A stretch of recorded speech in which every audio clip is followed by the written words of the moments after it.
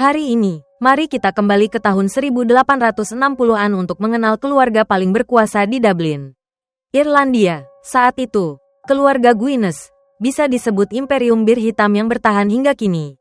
Lalu, selain kekayaan, apalagi yang dimiliki keluarga ini? Rahasia apa yang tersembunyi di balik dinding-dinding mansion mereka? Tanpa buang waktu, mari kita selami untuk tahu apa sebenarnya yang dimiliki kaum bangsawan ini. Episode pertama film dibuka dengan pemandangan tepat sebelum jenazah mendiang pemilik kilang bir dibawa ke peristirahatannya yang terakhir. Di dalam kilang, sebagian pekerja masih sibuk, sebagian lain sudah siap ikut iring-iringan peti mati mewah itu menuju gereja. Di sisi jenazah Benjamin Guinness, beberapa orang yang bisa disebut pengurus berusaha rapikan mulutnya, seolah ia wafat dengan penuh kepuasan. Di luar kilang, hanya terpisah pintu. Sekelompok Kristen Ortodoks berusaha halangi peti mati keluar dari kilang keluarga. Mereka ribut, baca doa, lempar bir, bikin gaduh satu sudut jalan. Sampai perlu tentara untuk redakan kerusuhan. Kamera zoom ke pria pemimpin kelompok ini. Ia bilang kalau mereka tak lakukan ini, kelompok Fenian pasti akan. Benar saja, kelompok Fenian mulai berkumpul, bentuk barisan, berniat cegah iring-iringan pemakaman Benjamin Guinness. Beda dengan umat Kristen, kelompok ini bersenjata. Seorang wanita sembunyikan pistol di balik roknya. Kembali ke dalam kilang, rombongan orang dan kuda sudah siap. Jenazah Benjamin Guinness dimasukkan ke kereta kaca mewah. Para pekerja, di bawah pimpinan manajer, kini pegang senjata masing-masing, bersiap ikut iring-iringan pemakaman tinggalkan kilang dalam hitungan menit.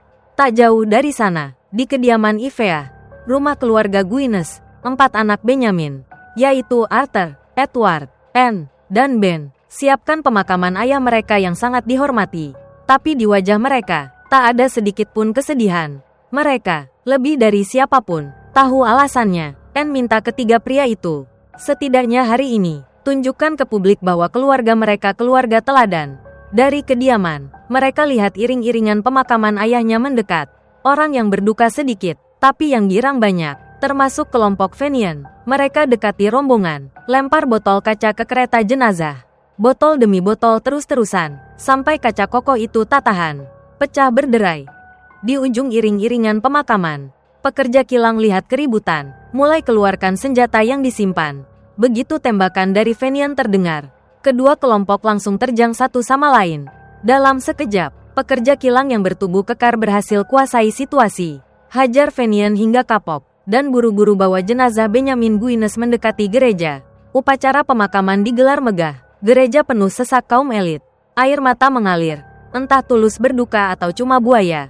Bersamaan dengan suasana serius yang mencekam, ada hawa kekalahan dari Fenian.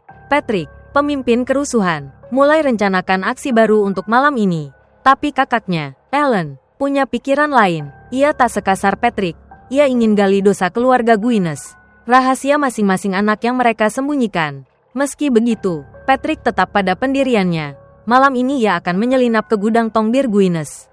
Bakar semuanya, yakin bisa hentikan distribusi bir kilang itu. Malam itu, pesta mewah digelar di kediaman keluarga Guinness. Kaum bangsawan ramai lalu lalang. Ada yang berduka, ada yang incar warisan raksasa. Anne tinggalkan pesta, bersama pelayan, ke gang belakang kilang cari Sean Rafferty, pemimpin pekerja tadi pagi, untuk bayar jasanya. Tampaknya, ada rahasia di antara keduanya. Sementara, Arthur dan Edward sambut tamu. Mereka juga bisik-bisik soal cara tangani warisan usai baca wasiat. Soal adik bungsu Ben, ia minta tunangannya bawa pistol. Akui itu untuk jaga diri karena utangnya 170 pound. Di sisi lain, Alan ke dermaga milik Guinness. Cari orang yang pegang rahasia keluarga. Seperti yang kita tahu, putra kesayangan Benjamin berutang banyak padanya. Jumlah yang cukup buat orang biasa tenggelam karenanya. Tapi itu bukan yang Alan mau. Ia incar rahasia Arthur, anak sulung. Obrolan terhenti saat kabar kebakaran di gudang tong. Alan langsung tahu siapa pelakunya. Akhir episode pertama, gudang tong rusak parah, dan Alan ketahuan Sean saat coba padamkan api. Keesokan harinya, setelah malam yang berat, Sean kumpulkan pekerja kilang untuk cari tahu siapa yang buka pintu buat Fenian hingga mereka bisa beraksi semalam. Sean tak minta tuduh langsung, tapi suruh tulis nama yang mereka tahu di dalam pintu toilet. Siapa yang namanya muncul, pasti kena hukuman setimpal. Sementara itu, bagi anak-anak Guinness, Hari yang ditunggu akhirnya tiba. Pembacaan wasiat ayah mereka. Saat wasiat dibaca, menurut Ben, hari itu bagaikan hari penghakiman. Wasiat bikin Ben dan Anne ambruk. Harta tak dibagi rata. Arthur dan Edward dapat kilang utama tapi dengan ikatan. Ben dipotong jatah keuangan, sedangkan Anne, sesuai wasiat ayah, tak dapat apa-apa karena sudah menikah. Tak sepeser pun dari ayahnya. Ini bikin keempat bersaudara geram. Ben buru-buru tinggalkan tempat pembacaan. Lari ke pub langganannya. Di sana, ia dijem duit oleh kreditur yang sengaja coba gali rahasia Arthur, kakak sulungnya. Arthur masih tak sadar rahasia seksualnya terbongkar. Janjian sama kekasihnya di taman dekat danau. Ia ceritain soal wasiat yang sudah dibacakan dan bahwa ia bakal pergi dengan tangan kosong. Ini bikin mereka cekcok. Gestur Arthur yang merunduk dan berselisih tunjukkan betapa ia peduli sama orang ini. Saat kekasihnya berbalik pergi, Arthur cuma bisa duduk di tepi danau. Pasrah lihat orang itu menjauh. Kembali ke kediaman Guinness. Anne dan Edward ada di sana. Keduanya tahu apa yang dibutuhkan Arthur sekarang. Edward minta kakaknya cari istri buat dia dan Arthur, sesuai kriteria yang ia mau. Setelah pagi tadi Sean minta tuduhan rahasia. Akhirnya ia temukan 3 orang yang dicurigai kerja buat Fenian. Dan tentu saja, nasib ketiganya berakhir dengan cara yang tak terbayangkan. Penyelidikan Ellen soal urusan keluarga lain ketahuan. Seseorang kirim surat anonim, ancam kalau ia terus kepo, bakal ada masalah. Tak mau kalah, Ellen kirim surat ke kilang bir Guinness soal rahasia Arthur. Klaim punya bukti, dan lewat kreditur Ben, ia minta 5.000 pound agar tutup mulut. Arthur baca surat, marah, langsung bakar. Edward, di sampingnya, lebih tenang, putuskan kasih 5.000 pound demi simpan rahasia. Sebelum pergi, Edward peringatkan Sean soal hubungannya dengan Anne. Kalau sampai dengar lagi, ia tak akan maafkan. Ia juga ingin ketemu Ellen. Lihat seberapa berani wanita ini. Episode ditutup dengan Anne jumpa bibinya. Bicara soal cari 2 istri seperti kata Edward. Di mata Anne, tampak ada rencana licik yang sedang disusun. Seperti kata Edward, urusan kunjungi properti keluarga dipegang Anne. Kali ini, ia menuju Kastil Ashford di County Galway. Untuk ke sana, mereka lewati Clunbu, wilayah penuh imigran kelaparan. Tanpa pemandu, melintas di sana tak aman. Jadi kusir cari 2 pemandu naik ke kereta bersama Anne. Melihat 2 pria kasar itu naik, Anne ketakutan. Ia tegang hadapi mereka. Ditambah teriakan warga di pinggir jalan yang menghina dan guncangan kereta.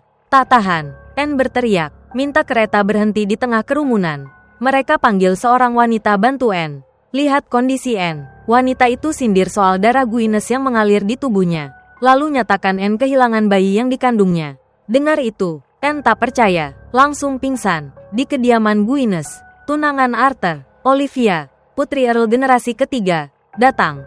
Ia angkuh pada keluarga Guinness. Berkat kesombongannya, keduanya cepat sepakat. Pernikahan putih, cuma di atas kertas, tanpa kehidupan suami istri. Olivia boleh tidur dengan siapa saja asal tak ketahuan. Arthur juga setuju bantu ayah Olivia lunasi utang, plus beri tunjangan 15.000 pound sebulan. Maka, pernikahan pun dimulai. Mari kita temui Edward, yang sedang di kilang bir. Baru masuk ruang kerja, seseorang ikut masuk di belakangnya. Itu Byron Hedge, yang perkenalkan diri bahwa ibunya juga bermarga Guinness. Dari cabang perbankan keluarga kuat ini. Sayangnya, ia cuma anak haram karena ayahnya anggota Fenian. Byron bilang ke Edward, info intelijen dari dalam rumah Edward kasih tahu bahwa ia ingin ekspansi ke Amerika. Dan Byron tawarkan bantu. Awalnya, Edward ragu, tapi saat Byron tunjukkan paspor dan tiket kapal, Edward mulai pikir-pikir. Selain beberapa dokumen, Byron juga tahu ambisi Edward, kerjasama dengan Fenian untuk mudah masukkan bir ke Amerika, terutama Boston. Setelah itu, Edward akhirnya setuju dengan tawaran Byron. Mereka berjabat tangan untuk bawa bir Guinness ke Amerika. Di tengah alun-alun, Ellen pimpin demonstrasi tuntut keadilan buat anggota kelompoknya yang digantung tak bersalah. Tapi, baru setengah jalan, tentara datang, seret dia dengan kekerasan. Mereka bawa Ellen ke penjara, di mana Sean sudah menunggu. Sean tak bicara apa-apa, cuma kasih undangan ke acara minum teh hari Jumat bersama Edward. Awalnya, Ellen tolak pertemuan ini, yakin Edward cuma mau ketemu soal rahasia kakaknya. Ia minta Sean sampaikan ke Guinness, kalau mereka mau buka hati ke Fenian. Ia anggap rahasia itu tak pernah ada, tapi Edward punya motif lain. Atas bujukan Sean, Ellen akhirnya setuju hadir. Sementara itu, Edward, demi menang pemilu 4 bulan lagi, putuskan bagi-bagi pensiun buat pekerja yang sudah uzur. Biar raih banyak suara. Rencana itu sukses. Orang-orang puji tindakannya. Soal Ben, ia putuskan daftar jadi tentara. Gabung militer, buktikan ia punya tujuan hidup. Anne tersadar di sebuah gereja tua. Ia bertemu lagi dengan wanita yang menolongnya. Dari cerita wanita itu, Anne tahu daerah ini dilanda kelaparan dan penderitaan. Anne tawarkan bantuan untuk desa setelah ia sampai ke kastil keluarganya. Tapi wanita itu sepertinya tak percaya. Ia cuma minta Anne minum habis air yang diberikan. Lalu pergi. Anne benar-benar kembali ke tempat ini usai kunjungi kastil keluarganya. Ia ikuti wanita itu. Lihat langsung penderitaan warga. Anne mulai simpati pada mereka. Ia buru-buru tulis surat ke saudara-saudaranya.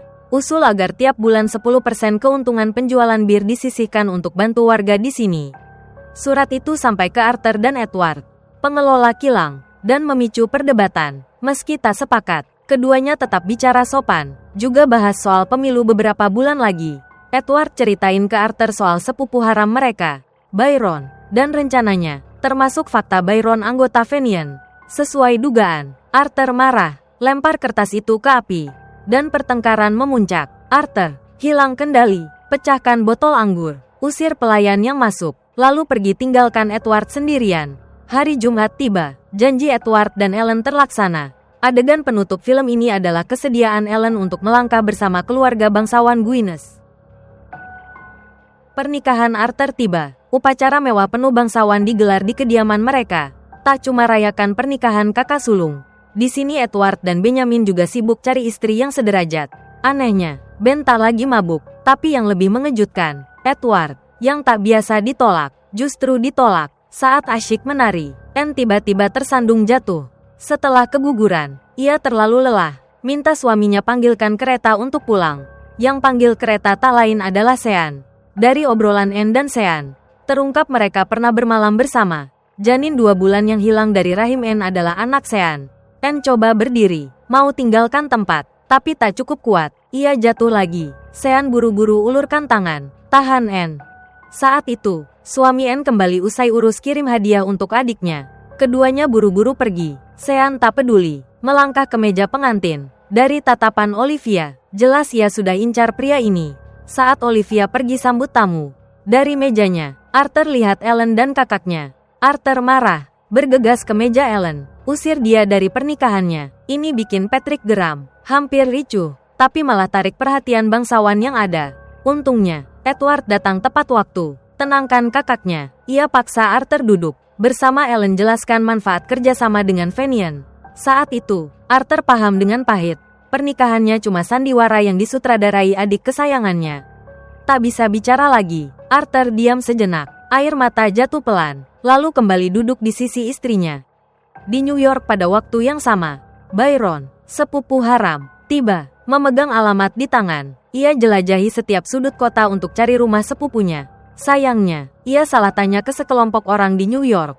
Begitu tahu ia Katolik, kejar-kejaran pun terjadi di tengah kota mewah. Mereka bak anjing pemburu, terus kejar Byron, sampai ia pecahkan beberapa botol bir yang dibawa. Setelah lari mati-matian, ia terpojok, pikir sudah tamat sebelum sempat berbuat besar. Tiba-tiba bel alarm berbunyi di atas. Dari rumah-rumah sekitar, orang-orang berhamburan keluar. Ternyata ini jalan yang dicari Byron. Para pengejar diusir. Orang-orang Fenian di sini bawa ia masuk, antar ke sepupunya. Begitu bertemu, Byron keluarkan botol bir terakhir yang ia simpan. Coba yakinkan sepupunya untuk bantu masukkan bir ke pasar New York. Dengan kepiawaian bicaranya, akhirnya rencana berhasil. Byron dapat dukungan dari sepupunya. 2 bulan kemudian, di kilang bir, proses produksi bir berjalan rutin setiap hari. Anne, satu-satunya putri keluarga Guinness yang jarang muncul, malam ini datang sekitar pukul 10. Ia bawa masalah untuk Edward selesaikan, soal pemilu kakak mereka berdua. Arthur curang, suap pemilih dengan uang. Ini bikin Anne marahi Edward karena tak awasi Arthur. Tak bisa tinggalkan kakaknya. Edward tak punya pilihan. Tinggalkan kilang, cari Arthur. Ia ke dermaga milik Guinness. Cari orang yang tahu keberadaan kakaknya saat ini. Setelah dapat info, Edward langsung naik kuda cari Arthur. Hanya dengar derap kuda dari kejauhan. Arthur tahu siapa yang datang. Kalau tak cepat tarik adiknya masuk, seluruh kampung bakal tahu urusan keluarga Guinness. Saat diseret masuk, Edward cermat amati tempat tinggal kakaknya. Rumah 2 lantai kecil. Dan Arthur tak tinggal sendirian, tapi bersama kekasih mudanya. Di luar, sambil nunggu Arthur ganti baju, Edward akui belum pernah lihat kakaknya sebahagia itu. Bersama pulang ke kediaman, Arthur pesan ke Edward agar tak bocorkan kecurangan pemilu ke Olivia, istrinya. Di akhir episode, saat makan malam yang penuh ketegangan, ditambah sindiran pedas dari kakak ipar, Edward lempar bom soal kecurangan pemilu ke Arthur, lalu minta izin pulang. 6 bulan kemudian, kecurangan pemilu Arthur Guinness dibawa ke pengadilan. Tapi setelah semua tuduhan, ia dinyatakan tak bersalah. Kabar ini cepat sampai ke Olivia, dibawa oleh Sean, yang dikirim Arthur. Seperti kesepakatan awal, Olivia boleh bersama siapa saja asal tak kelewatan. Tapi kali ini, kelakuannya keterlaluan. Seluruh rumah dengar suara bising itu, bikin Arthur terpaksa tegur istrinya. Meski begitu, mereka tetap mesra, seolah sudah lama saling mencinta. Sementara Edward marah berat sama ulah kakaknya. Ia jadi gampang tersulut, balik ke kilang bir, melampiaskan amarah pada papan nama yang sedang diselesaikan. Ia bersumpah, apapun rintangannya, ia akan bawa kilang bir lebih maju. Tak biarkan siapapun halangi. Kembali ke kantor, Nona Adelaide sudah menunggu Edward di sana. Ia bawa harapan baru untuk pulihkan kepercayaan warga. Bongkar semua kawasan kumuh. Ganti dengan rumah untuk pekerja kelas bawah. Edward catat saran dari Adelaide dan kakaknya. Tapi tak tahu masalah lain sudah menanti. Sebuah surat dari Byron di New York sampai. Byron bilang ke pasukan Fenian di sana bahwa Edward akan beri 15% komisi dari setiap botol bir Guinness terjual. Ini bikin Edward naik darah. Hampir gila, mensponsori perang. Jika ini terbongkar, nama baik keluarga Guinness bakal hancur. Baru selesai baca surat, tanpa pikir panjang, orang pertama yang ingin ia mintai tolong adalah Ellen. Edward buru-buru ke rumah Ellen. Cari gadis itu. Ellen, dengar Edward panggil. Tak mau bikin gaduh. Cepat turun dan tarik ia masuk ke penginapan. Ada aturan pria tak boleh ke kamar wanita. Dan untuk hindari identitas Edward ketahuan, Ellen minta ia lepas sepatu. Ikut ke kamarnya. Di kamar Ellen, keduanya bicara soal masalah Edward. Yang ia takutkan bukan cuma kehilangan nama baik keluarga, tapi juga diejek kakak sulungnya karena lakukan sesuatu yang lebih merusak. Mereka bahas banyak hal. Hampir ketahuan tuan rumah karena Edward ada di sana. Ellen minta Edward pergi cuma saat malam larut. Setelah tuan rumah balik ke kamar, Edward setuju stay. Mereka minum bir, bicara hal-hal yang seharusnya tak diucap, dan akhirnya naik ke ranjang.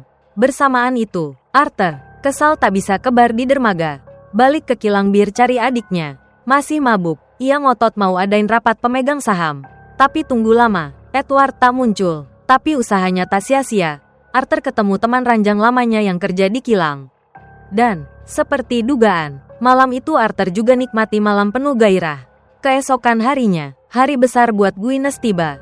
Anne melahirkan anaknya setelah keguguran saat survei kastil. Benjamin, kini sebagai tentara London, pulang bawa istri cantik. Ia tampak punya tujuan hidup baru. Saat ini, secercah harapan sepertinya muncul untuk keluarga Guinness. Perang di New York pecah. Masalah kembali datang. Anggota Fenian di seluruh dunia diburu dan ditahan. Urusan 15% keuntungan bir Guinness di New York juga terancam bocor. Edward harus antisipasi sebelum terlambat. Bahkan panggil pengacara untuk selesaikan bareng saudara-saudara Guinness. Pengacara ini cari cara, karena kalau batalkan kesepakatan, Byron bisa jadi mayat. Ia usul ubah metode transfer uang. Dan ini butuh bantuan Sean. Hanya Arthur yang tahu keberadaan Sean sekarang. Sementara itu, Ellen dapat kabar kakaknya, Patrick, ditangkap. Tak punya pilihan, ia kirim surat minta tolong Edward. Saat kunjungi Patrick di penjara, Ellen lihat tubuh kakaknya penuh luka pukulan. Patrick tahu soal malam saat Edward menginap di rumah Ellen dan mengejeknya. Ellen kesal, tak bisa apa-apa selain marah balik ke kakaknya. Setelah beberapa skandal, Arthur akhirnya setuju lebih perhatikan bisnis keluarga. Kabar ini sampai ke Anne, membuat adiknya yang baru melahirkan ikut bahagia. Seperti biasa, Edward janjian dengan Ellen di kedai teh tempat mereka pertama bertemu. Usai malam Edward pergi, ia sengaja tinggalkan seikat kunci untuk Ellen. Tapi cepat dikembalikan. Kali ini, Ellen ajukan syarat. Kalau Edward bantu kakaknya keluar penjara, ia akan bantu urusan Edward di New York. Setelah itu, mereka pisah. Anggap tak pernah terlibat lagi. Meski tak sepenuhnya puas, Edward kasih solusi. Patrick bisa kabur via kapal kecil ke New York. Satu-satunya cara, tanpa opsi lain. Ellen terpaksa setuju demi bebaskan kakaknya. Malam itu, Patrick berangkat dengan berat hati. Berhasil tiba di New York. Seperti kata Edward, begitu sampai, Patrick jadi pahlawan. Urusan 15% keuntungan kilang bir Guinness pun selesai rapi tanpa cemari nama baik keluarga. Mari kita lanjutkan dengan Edward. Saat kedua kakaknya sudah menikah, ia masih saja sendiri, tak melirik siapapun. Anne pun memutuskan untuk menjodohkan Adelaide dengan adiknya. Mereka janjian di kastil yang pernah disurvei Anne.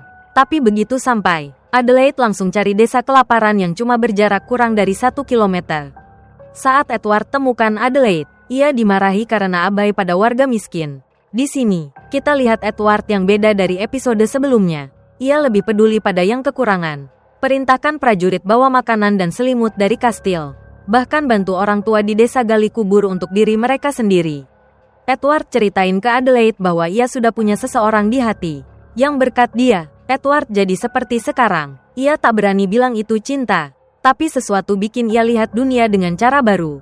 Setelah bantu warga, keduanya balik ke kastil. Untungnya, Adelaide juga tak berminat cari pasangan. Kembali ke Arthur, ia bukan kakak sulung biasa. Tapi bagaikan macan, ia naikkan jabatan teman ranjangnya dari malam di kantor adiknya.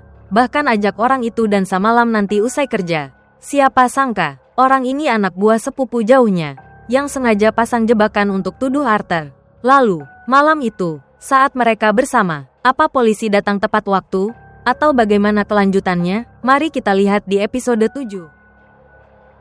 Pukul 10. Seperti kata pria itu, polisi mulai masuk. Tapi alih-alih ikuti rencana, pemuda itu malah tarik Arthur kabur.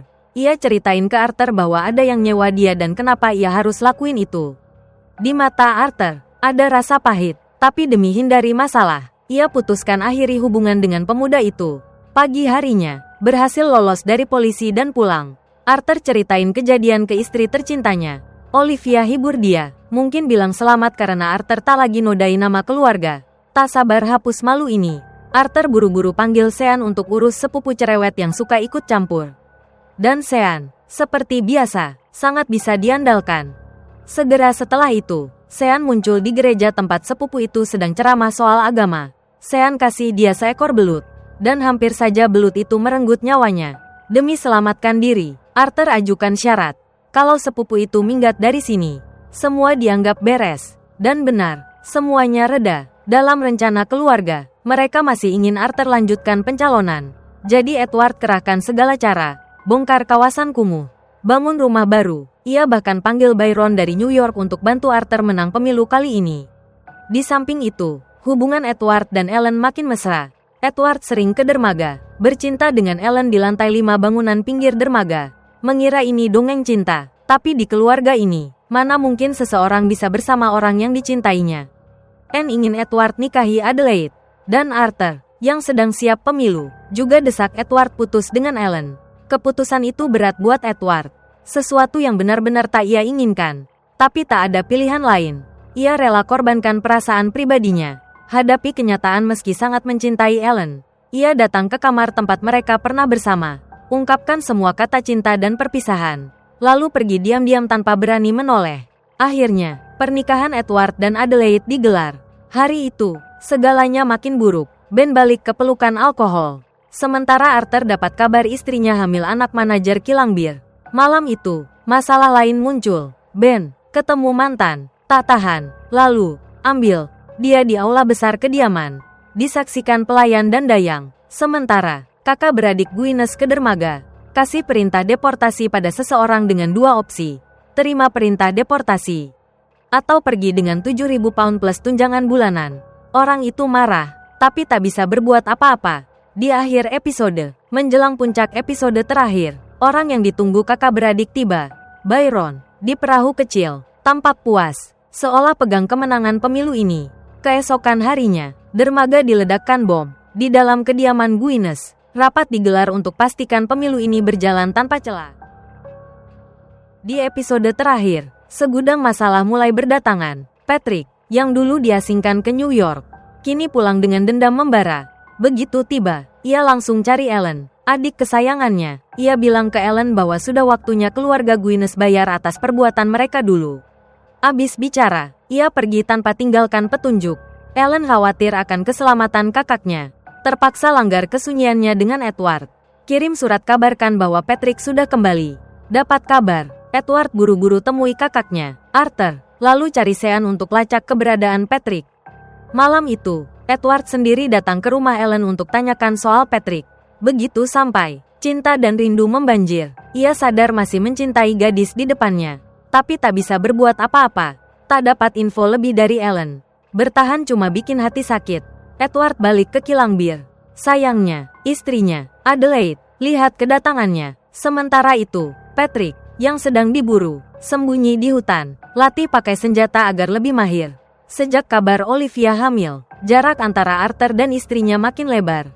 Tak lagi bisa bicara dan tertawa seperti dulu. Dalam hati, Arthur benci lakukan ini. Ia izinkan Olivia gugurkan kandungannya. Tapi dengan kemurahan hati, ia biarkan pasangan itu bertemu sekali lagi. Lalu, ia pura-pura tak terjadi apa-apa, naik ke ranjang tidur. Lalu fokus cari cara lolos pemilu ini. Tapi tak semuanya bisa terus diam. Akhirnya, Arthur dan Olivia duduk lagi. Bicara soal kesepakatan pranikah mereka. Olivia kini bukan lagi wanita tajam. Tapi anehnya jadi pendiam. Ia duduk, dengar konsekuensi yang diuraikan suami. Formalitasnya, Arthur ajukan aturan baru yang bikin orang seperti Olivia, yang pernah salah, tak bisa berbuat apa-apa. Ia ingin semua selesai malam ini. Segala yang selama ini ia terima. Hari pemilu tiba. Suasananya mirip seperti saat pemakaman di episode 1. Keempat bersaudara duduk bersama, bicara. Arthur ungkapkan bagaimana mereka berempat telah membangun banyak hal bersama. Sedikit klise, tapi mereka benar-benar lalui banyak rintangan. Membuat almarhum ayah mereka bangga. Mereka keluar, naik kereta kuda, menuju tempat pemilu, yang sudah penuh jebakan. Keluarga Guinness turun dari kereta, disambut kerumunan warga, dari yang mendukung penuh sampai yang menghujat. Sesuatu yang sudah biasa mereka dengar. Dengan bangga sebagai keluarga besar, mereka masuk lebih dalam. Saat Arthur berpidato, prajurit penjaga mulai menyebar untuk amankan area, cegah insiden. Ellen juga ada di sana, datang demi pastikan kakaknya, Patrick, tak berakhir di tiang gantungan. Ia ajukan syarat ke Sean, jangan tarik senjata. Dan saat ia temukan Patrick, ia akan tiup peluit sebagai tanda, meminta agar tak ada yang dibunuh. Film berakhir dengan akhir terbuka. Peluit Ellen berbunyi, diikuti suara tembakan, entah mengenai sasaran atau tidak. Dan apakah Imperium Guinness akan abadi? Itulah seluruh alur keluarga Guinness Asteris. Bagaimana pendapat kalian tentang film ini? Seru atau tidak? Yuk, tinggalkan komentar di bawah buat kami tahu. Kalau suka, jangan lupa like, subscribe, dan tekan ikon lonceng biar nggak ketinggalan video baru dari kami. Salam dan sampai jumpa di video berikutnya.